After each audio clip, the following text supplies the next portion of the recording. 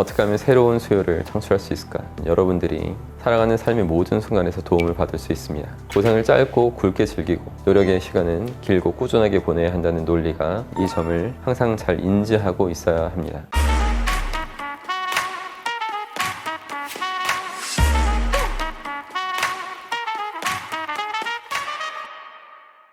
안녕하십니까, 여러분의 심리 멘토 박승입니다. 제가 대학교 3학년 때 복학한 뒤에죠. 그때 경제학 수업을 청강한 적이 있었어요. 그 경제학 수업 때 배웠던 개념 중에 아직도 선명하게 제 마음속에 각인돼서 계속 삶에서 사용하는 그런 지혜로움이 있어서 그것을 알려드릴까 합니다. 그것이 바로 수요 공급 법칙 그리고 한계 효용 체감의 법칙이에요. 이 두 가지 개념이 저처럼 여러분 마음에도 갈수록 깊이 각인될 수 있다면 여러분도 멋지게 성공하실 수 있을 것입니다. 수요 공급 법칙을 먼저 설명드려 볼게요. 수요와 공급이 일치되는 점에서 시장 가격과 균형 결례량이 결정된다는 원칙을 말하는 겁니다.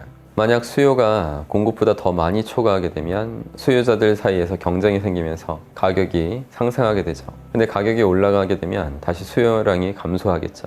이런 과정 속에서 균형 가격이 결정되는 겁니다. 이건 굉장히 기본적인 경제 원리이기 때문에 많은 분들이 이미 아시는 것이기도 해요. 하지만 이미 아는 것이기 때문에 더욱 간과하기가 쉽죠. 가장 기본적인 경제 원리를 맨 먼저 염두에 두고 살아가야 됩니다.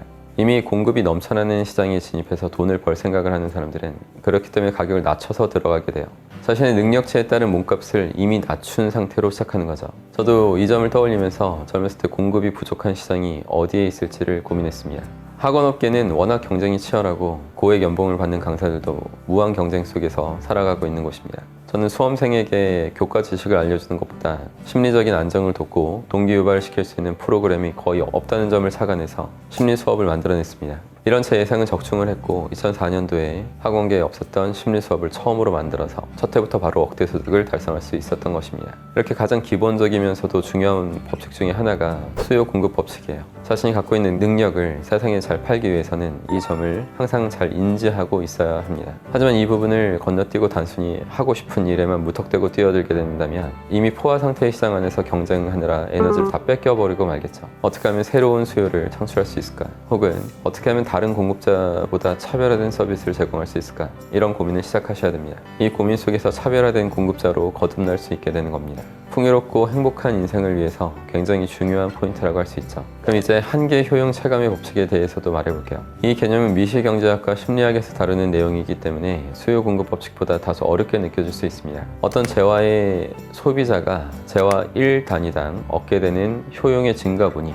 어느 순간에 이르면 점점 더 줄어드는 현상이 벌어집니다. 그것을 한계 효용 체감의 법칙이라고 부릅니다. 예를 들어 볼게요. 여러분이 격한 운동을 한 이후라고 생각해 보십시오. 이때 마시는 음료수 한 모금은 여러분한테 최고의 쾌감을 선사할 겁니다. 하지만 그 상태에서 그 음료를 2캔, 3캔 연속으로 마시다 보면 음료 자체는 동일하지만 여러분이 체감할 수 있는 쾌감의 양은 줄겠죠. 세 번째 음료를 마시는 기분과 첫 번째 음료를 마실 때 그 기분은 아마 굉장한 차이가 날 수밖에 없습니다. 계속해서 음료를 마시게 되면 어떻게 될까요? 갈수록 음료가 주는 효용은 하락하게 되겠죠. 여기서 느낄 수 있는 것은 추가적으로 재화를 한 단위 더 소비했을 때 느끼는 효용은 재화의 소비량이 늘어날수록 점점 감소하게 될 수밖에 없다는 겁니다. 한계 효용 체감의 법칙까지 이해하고 나면 여러분들이 살아가는 삶의 모든 순간에서 도움을 받을 수 있습니다. 여러분을 발전적인 존재로 만들어줄 수 있을 뿐만 아니라 어떻게 하면 나의 만족감을 극대화하면서 살아갈 수 있을지에 대해서도 확실하게 계획을 세울 수 있겠죠. 운동 이후에 마시는 음료는 일종의 보상이 됩니다.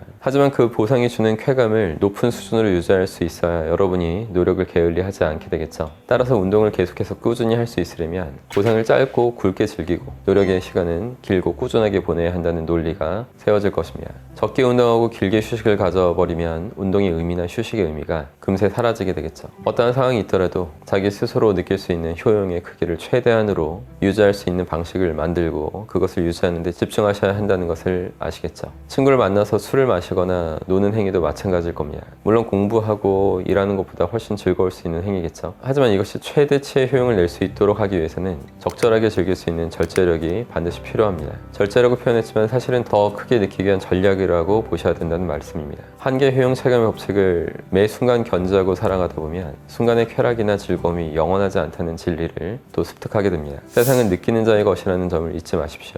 이 두 법칙을 충분히 내면화하셔서 생활 속에서 적절히 여러분이 활용해내시는 삶을 산다면 우리가 한정된 시간을 살아가는 그 인생에서 여러분이 더 큰 행복, 더 큰 기쁨을 누리게 되실 거라고 생각합니다.